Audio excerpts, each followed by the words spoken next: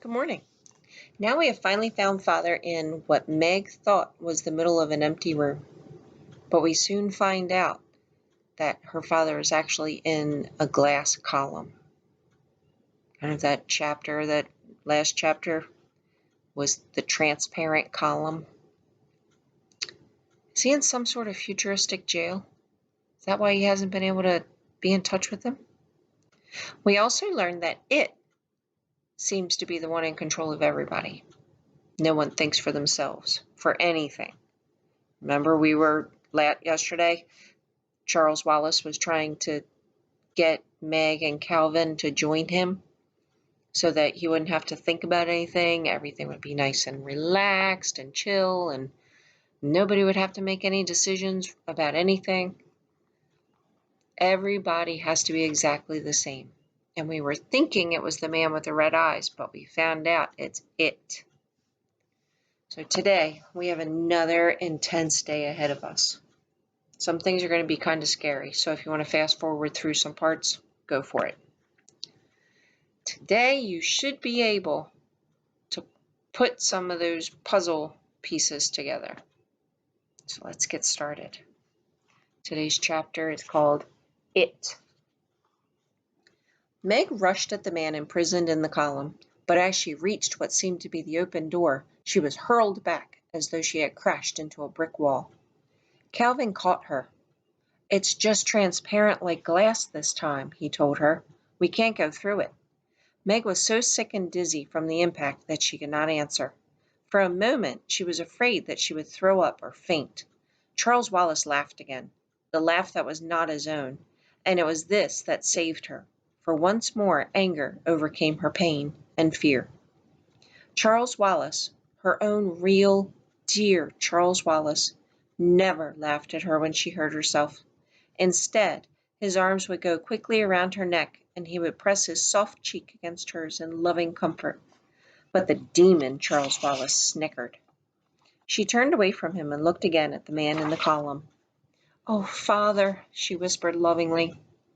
But the man in the column did not move to look at her. The horn-rimmed glasses, which always seemed so much a part of him, were gone, and the expression of his eyes was turned inward, as though he were deep in thought. He had grown a beard, and the silky brown was shot with gray. His hair, too, had not been cut. Wasn't just overlong hair. It wasn't just the overlong hair of the man in the snapshot at Cape Canaveral. It was pushed back from his high forehead and fell softly against his shoulders, so that he looked like someone in another century, or a shipwrecked sailor. But there was no question, despite the change in him, that he was her father, her own beloved father. She found her father. "My, he looks a mess, doesn't he?" Charles Wallace said. Meg swung on him with sick rage. "Charles, that's Father! Father!" "So what?" Meg turned away from him and held out her arms to the man in the column. "He doesn't see us, Meg," Calvin said gently. "Why? Why?"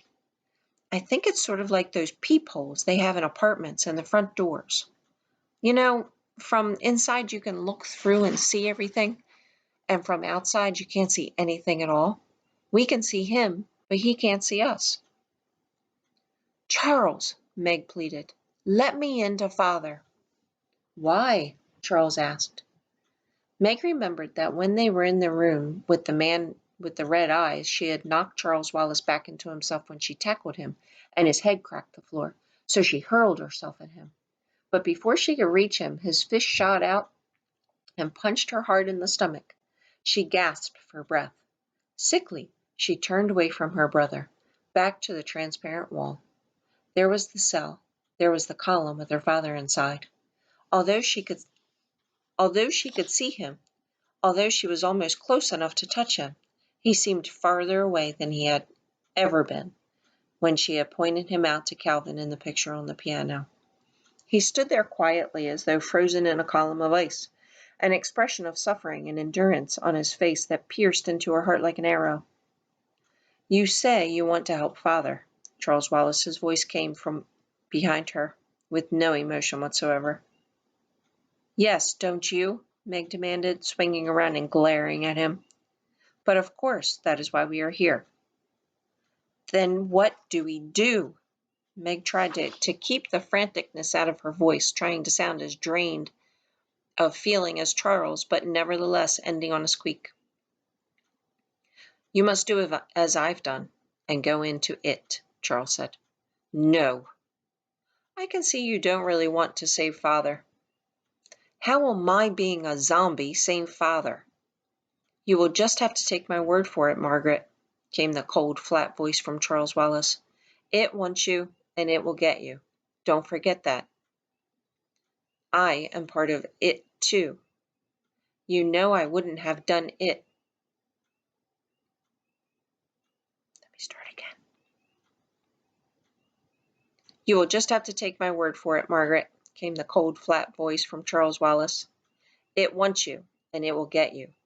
Don't forget that I, too, am part of it. You know I wouldn't have done it if it weren't the right thing to do. Calvin, Meg asked in agony, will it really save Father? But Calvin was paying no attention to her. He seemed to be concentrating with all his power on Charles Wallace. He stared into the pale blue that was all that was left of Charles Wallace's eyes. And for thou wast a spirit too delicate to act her earthly and a horrid commands. She did confine thee into a cloven pine, he whispered, and Meg recognized Mrs. Hugh's words to him. For a moment Charles Wallace seemed to listen. Then he shrugged away. Calvin followed him, trying to keep his eyes focused on Charles. If you want a witch, Charles, he said, it's the witch, not Our Lady's. Good thing I had the tempest at school this year, isn't it, Charles? It was the witch who put Ariel in the cloven pine, wasn't it? Charles Wallace's voice seemed to come from a great distance. Stop staring at me. Breathing quickly with excitement, Calvin continued to pin Charles Wallace with his stare. You're like Ariel within the cloven pine, Charles, and I can let you out. Look at me, Charles. Come back to us. Again the shudder went through Charles Wallace. Calvin's intense voice hit at him. Come back, Charles. Come back to us. Again Charles shuddered, and then it was as though an invisible hand had smacked against his chest and knocked him to the ground, and the stare with which Calvin had held him was broken. Charles sat there on the floor of the corridor, whimpering, not a small boy's sound, but a fearful animal noise. Calvin, Meg turned on him, clasping her hands intensely. Try to get to Father. Calvin shook his head. Charles almost came out. I almost did it. He almost came back to us. Try Father, Meg said again. How? Your cloven pine thing. Isn't Father imprisoned in a cloven pine even more than Charles? Look at him. In that column there. Get him out, Calvin. Calvin spoke in an exhausted way. Meg, I don't know what to do. I don't know how to get in. Meg, they're asking too much of us. Mrs. Hugh's spectacles, Meg said suddenly. Mrs. Hugh had told her to use them only as a last resort, and surely that was now. She reached into her pocket, and the spectacles were there, cool and light and comforting. With trembling fingers she pulled them out. Give me those spectacles! Charles Wallace's voice came in a harsh command, and he scrambled up off the floor and ran at her.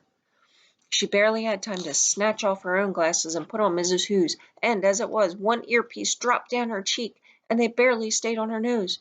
As Charles Wallace lunged at her, she flung herself against the transparent door, and she was through. She was in the cell with the imprisoning column that held her father. With trembling fingers, she straightened Mrs. Hugh's glasses and put her own in her pocket. Give them to me, came Charles Wallace's menacing voice, and he was in the cell with her, with Calvin on the outside pounding frantically to get in. Meg kicked at Charles Wallace and ran at the column. She felt as though she were going through something dark and cold, but she was through. Father! She cried, and then she was in his arms. This was the moment for which she had been waiting, not only since Mrs. Witch whisked them off on their journeys, but during the long months and years before, when the letters had stopped coming, when people made remarks about Charles Wallace, when Mrs. Murray showed a rare flash of loneliness or grief. This was the moment that meant that now and forever everything would be all right. As she pressed against her father, all was forgotten except joy. There was only the peace and comfort of leaning against him, the wonder of the protecting circle of his arms, the feeling of complete reassurance and safety that his presence always gave her. Her voice broke on a happy sob. "Oh, Father! Oh, Father!" "Meg?" he cried in glad surprise. "Meg, what are you doing here? Where's your mother? Where are the boys?" She looked out of the column, and there was Charles Wallace in the cell, an alien expression distorting his face. She turned back to her father. There was no more time for greeting, for joy, for explanations. "We have to go quickly. We have to get to Charles Wallace," she said. "Quickly, fast!" Her father's hands were moving gropingly over her face, and as she felt the touch of his strong, gentle fingers, she realized with a flooding horror that she could see him, but he could not see her. Her father could not see them, could not see her. She looked at him in panic, but his eyes were the same steady, pale blue that she remembered. She moved her hand brusquely across his line of vision, but he did not blink. "Father," she cried, "Father, can't you see me?" His arms went around her again in a comforting, reassuring gesture. "No, Meg." "But, Father, I can see you." Her voice trailed off. Suddenly she shoved Mrs. Hugh's glasses down her nose and peered over them, and immediately she was cast in complete and utter darkness. She snatched them off her face and thrust them at her father. "Here!" His fingers closed about the spectacles. "Darling," he said, "I'm afraid your glasses won't help." "But they're Mrs. Hugh's. They aren't mine," she exclaimed, not realizing that her words would sound like gibberish to him. "Please try them, Father, please." She waited while she felt him fumbling in the dark. "Can you see now?" she asked. "Can you see now, Father?" "Yes," he said. "Yes. The wall is transparent now. How extraordinary! I could almost see the atoms rearranging." His voice had its old familiar sound of excitement and discovery. It was the way he sounded sometimes when he came home from his laboratory after a good day and began to tell his wife about his work. Then he cried out, "Charles! Charles Wallace!" And then, "Meg, what's happened to him? What's wrong? That is Charles Wallace, isn't it?" "It has him, Father," she explained tensely. "He's gone into it. Father, we have to help him." For a long moment Mr. Murray was silent. The silence was filled with the words he was thinking and would not speak out loud to his daughter. Then he said, "Meg, I'm in prison here. I have been for— Father, these walls, you can go through them. I came through the column to get into you. It was Mrs. Hugh's glasses." Mr. Murray did not stop to ask who Mrs. Hu was.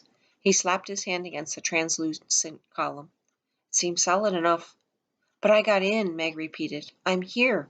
Maybe the glasses help the atoms rearrange. Try it, Father." She waited breathlessly, and after a moment she realized she was alone in the column. She put out her hands in the darkness and felt its smooth surface curving about her on all sides. She seemed utterly alone. The silence and darkness impenetrable forever. She fought down panic until she heard her father's voice coming to her very faintly. "I'm coming back in for you, Meg." It was almost a tangible feeling, as the atoms of the strange material seemed to part to let him through to her. In their beach house at Cape Canaveral, there had been a curtain between dining and living room made of long strands of rice. It looked like a solid curtain, but you could walk right through it. At first Meg had flinched each time she came up upon the curtain, but gradually she got used to it and would go running right through, leaving the long strands of rice swinging behind her. Perhaps the atoms of these walls were arranged in somewhat of the same fashion. "Put your arms around my neck, Meg," Mr. Murray said. "Hold on to me tightly. Close your eyes and don't be afraid." He picked her up and she wrapped her long legs around his waist and clung to his neck. With Mrs. Hugh's spectacles on, she had felt only a faint darkness and coldness as she moved through the column. Without the glasses, she felt the same awful clamminess she had felt when they tested through the outer darkness of Camazotz. Whatever the black thing was to which Camazotz had submitted, it was within as well as without the planet. For a moment it seemed that the chill darkness would tear her from her father's arms. She tried to scream, but within that icy horror no sound was possible. Her father's arms tightened about her, and she clung to his neck in a stranglehold, but she was no longer lost in panic. She knew that if her father could not get her through the wall, he would stay with her rather than leave her. She knew that she was safe as long as she was in his arms. Then they were outside. The column rose up in the middle of the room, crystal clear and empty. Meg blinked at the blurred figures of Charles and her father and wondered why they did not clear. Then she grabbed her own glasses out of her pocket and put them on, and her myopic eyes were able to focus. Charles Wallace was tapping one foot impatiently against the floor. "It is not pleased," he said. "It is not pleased at all." Mr. Murray released Meg and knelt in front of the little boy. "Charles," his voice was tender. "Charles Wallace, what do you want?" "I'm your father, Charles. Look at me." The pale blue eyes seemed to focus on Mr. Murray's face. "Hi, Pop," came an insolent voice. "That isn't Charles," Meg cried. "Oh, Father, Charles Wallace is not like that. It has him." Yes, Mr. Murray sounded tired. "I see." He held his arms out. "Charles, come here." Father will make it all right, Meg thought. Everything will be all right now. Charles did not move toward the outstretched arms. He stood a few feet away from his father, and he did not look at him. "Look at me," Mr. Murray commanded. "No." Mr. Murray's voice became harsh. "When you speak to me, you will say no, Father, or no, sir." "Come off it, Pop," came the cold voice from Charles Wallace. Charles Wallace who, outside Camazotz, had been strange, had been different, but never rude. "You're not the boss around here." Meg could see Calvin pounding again on the glass wall. "Calvin!" she called. "He can't hear you," Charles said. He made a horrible face at Calvin, and then he thumbed his nose. "Who's Calvin?" Mr. Murray asked. "He's—" Meg started, but Charles Wallace cut her short. "You'll have to defer your explanations. Let's go." "Go where?" "To it." "No," Mr. Murray said. "You can't take Meg there." "Oh, can't I?" "No, you cannot. You're my son, Charles, and I'm afraid you will have to do as I say." "But he isn't Charles," Meg cried in anguish. Why didn't her father understand? "Charles is nothing like that, Father. You know he's nothing like that." "He was only a baby when I left," Mr. Murray said heavily. "Father, it's it talking through Charles. It isn't Charles. He's bewitched." "Fairy tales again," Charles said. "You know it, Father?" Meg asked. "Yes." "Have you seen it?" "Yes, Meg." Again his voice sounded exhausted. "Yes, I have." He turned to Charles. "You know she wouldn't be able to hold out." "Exactly," Charles said. "Father, you can't talk to him as though he were Charles. Ask Calvin. Calvin will tell you." "Come along," Charles Wallace said. "We must go." He held up his hand carelessly and walked out of the cell, and there was nothing for Meg or Mr. Murray to do but to follow. As they stepped into the corridor, Meg caught at her father's sleeve. "Calvin, here's Father." Calvin turned anxiously toward them. His freckles and his hair stood out brilliantly against his white face. "Make your introductions later," Charles Wallace said. "It does not like to be kept waiting." He walked down the corridor, his gait seeming to get more jerky with each step. The others followed, walking rapidly to keep up. "Does your father know about the Mrs. W's?" Calvin asked Meg. "There hasn't been time for anything. Everything's awful." Despair settled like a stone in the pit of Meg's stomach. She had been so certain that the moment she found her father, everything would be all right. Everything would be settled. All the problems would be taken out of her hands. She would no longer be responsible for anything. And instead of this happy and expected outcome, they seemed to be encountering all kinds of new troubles. "He doesn't understand about Charles," she whispered to Calvin, looking unhappily at her father's back as he walked behind the little boy.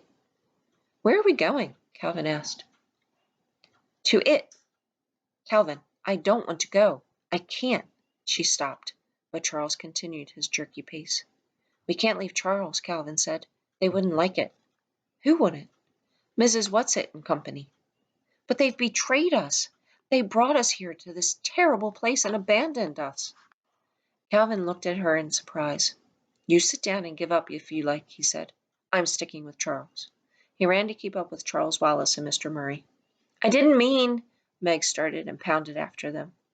Just as she caught up with them, Charles Wallace stopped and raised his hand, and there was the elevator again, its yellow light sinister. Meg felt her stomach jerk as the swift descent began. They were silent until the motion stopped, silent as they followed Charles Wallace through long corridors and out into the street. Central Intelligent Building loomed up, stark and angular behind them.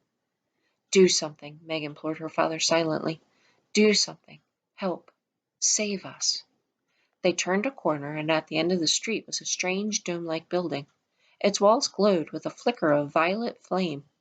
Its silvery roof pulsed with ominous light. There's that word, ominous. The light was neither warm nor cold, but it seemed to reach out and touch them. This, Meg was sure, must be where it was waiting for them. They moved down the street, more slowly now, and as they came closer to the domed building, the violet flickering seemed to reach out, to envelop them, to suck them in. They were inside. Meg could feel a rhythmical pulsing. It was a pulsing not only about her, but in her as well, as though the rhythm of her heart and lungs was no longer her own, but was being worked by some outside force. The closest she had come to the feeling before was when she had been practicing artificial respiration with Girl Scouts, and the leader, an immensely powerful woman, had been working on Meg, intoning, "Out goes the bad air, in comes the good," while their heavy hands pressed, released, pressed, released.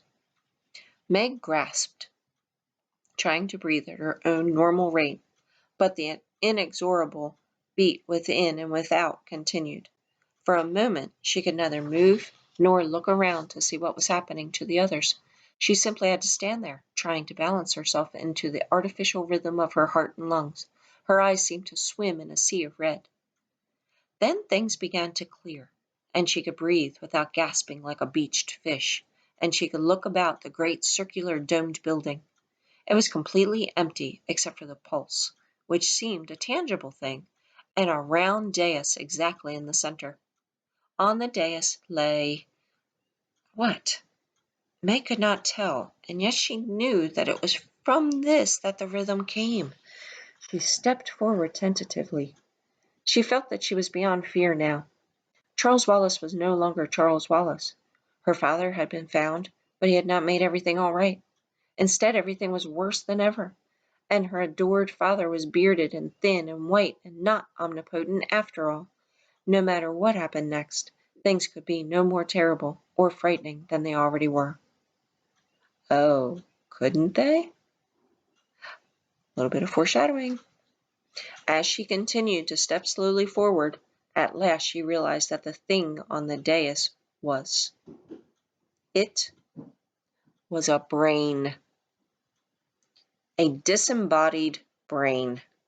An oversized brain. Just enough larger than normal to be completely revolting and terrifying. A living brain. A brain that pulsed and quivered, that seized and commanded. No wonder the brain was called It. It was the most horrible, the most repellent thing she had ever seen, far more nauseating than anything she had ever imagined with her conscious mind, or that had ever tormented her in her most terrible nightmares. But as she had felt she was beyond fear, so now she was beyond screaming. She looked at Charles Wallace, and he stood there, turned toward It, his jaw hanging slightly loose, and his vacant blue eyes slowly twirled. Oh, yes, things could always be worse. These twirling eyes within Charles Wallace's soft round face made Meg icy cold inside and out. She looked away from Charles Wallace and at her father. Her father stood there, with Mrs. Hugh's glasses still perched on his nose. Did he remember that he had them on? And he shouted to Calvin, "Don't give in." "I won't. Help Meg," Calvin yelled back. It was absolutely silent within the dome, and yet Meg realized that the only way to speak was to shout with all the power possible. For everywhere she looked, everywhere she turned, was the rhythm, and as it continued to control the systole and the diastole of her heart, the intake and outlet of her breath, The red miasma began to creep before her eyes again, and she was afraid that she was going to lose consciousness. And if she did that, she would be completely in the power of it. Mrs. Whatsit had said, "Meg, I give you your faults." What were her greatest faults? Anger, impatience, stubbornness. Yes, it was to her faults that she turned to save herself now. With an immense effort she tried to breathe against the rhythm of it, but its power was too strong. Each time she managed to take a breath out of rhythm, an iron hand seemed to squeeze her heart and lungs. Then she remembered that when they had been standing before the man with red eyes, and the man with red eyes had been intoning the multiplication table at them, Charles Wallace had fought against his power by shouting out nursery rhymes, and Calvin by the Gettysburg Address. "Georgie Porgy Puddin' Pie," she yelled, "kissed the girls and made them cry." That was no good. It was too easy for nursery rhymes to fall into rhythm of it. She didn't know the Gettysburg Address. How did the Declaration of Independence begin? She had memorized it only that winter, not because she was required at school, but simply because she liked it. "We hold these truths to be self-evident," she shouted, "that all men are created equal, that they are endowed by their Creator with certain unalienable rights, that among these are life, liberty, and the pursuit of happiness." As she cried out the words, she felt a mind moving in on her own, felt it seizing, squeezing her brain. Then she realized that Charles Wallace was speaking, or being spoken through by it. But that's exactly what we have on Camazotz. Complete equality. Everybody exactly alike. For a moment her brain reeled with confusion. Then came a moment of blazing truth. "No," she cried triumphantly. "Like and equal are not the same thing at all." "Good girl, Meg," her father shouted. But Charles Wallace continued as though there had been no interruption. "In Camazotz, all are equal. In Camazotz, everybody is the same as everybody else." But he gave her no argument, provided no answer, and she held on to her moment of revelation. Like and equal are two entirely different things. For the moment, she had escaped from the power of it. But how? She knew that her own puny little brain was no match for this great bodiless, pulsing, writhing mass on the round dais. She shuddered as she looked at it. In the lab at school there was a human brain preserved in formaldehyde, and the seniors preparing for college had to take it out and look at it and study it. Meg had felt that when that day came she would never be able to endure it. But now she thought that if only she had a disinfecting knife, she would slash at it, cutting ruthlessly through cerebellum. Words spoke within her, directly this time, not through Charles. "Don't you realize that if you destroy me, you also destroy your little brother?" If that great brain were cut, were crushed, would every mind under its control on Camazotz die too? Charles Wallace and the man with red eyes, and the man who ran the #1 spelling machine on the second grade level, and all the children playing ball and skipping rope, and all the mothers and all the men and women going in and out of the buildings? Was their life completely dependent on it? Were they beyond all possibility of salvation? She felt the brain reaching at her again as she let her stubborn control slip. Red fog glazed her eyes. Faintly she heard her father's voice, though she knew he was shouting at the top of his lungs. "The periodic table of elements, Meg! Say it!" A picture flashed into her mind of winter evenings spent sitting before the open fire and studying with her father. "Hydrogen, helium," she started obediently. "Keep them in their proper atomic order. What next? Yes. Lithium, beryllium, boron, carbon, nitrogen, oxygen, fluorine." She shouted the words at her father, turned away from it. "Neon, sodium, magnesium, aluminum, silicon, phosphorus." "Too rhythmical," her father shouted. "What's the square root of 5? For a moment she was able to concentrate. "Rack your brains yourself, Meg. Don't let it rack them." "The square root of 5 is 2.236, she cried triumphantly, "because 2.236 times 2.236 equals 5. "What's the square root of 7? "The square root of 7 is She broke off. She wasn't holding out. It was getting at her, and she couldn't concentrate, not even on math, and soon she too would be absorbed in it. She would be an it. "Tesser, sir!" she heard Calvin's voice through the red darkness. "Tesser!" She felt her father grab her by the wrist. There was a terrible jerk that seemed to break every bone in her body, then the dark nothing of tessering. If tessering with Mrs. Whatsit, Mrs. Who, and Mrs. Which had been a strange and fearful experience, it was nothing like tessering with her father. After all, Mrs. Which was experienced at it. And Mr. Murray? How did he know anything about it at all? Meg felt that she was being torn apart by a whirlwind. She was lost in an agony of pain that finally dissolved into the darkness of complete unconsciousness. That's it. Told you that chapter was going to be intense. Tomorrow, absolute zero. I don't know. I'll see you tomorrow. Good night.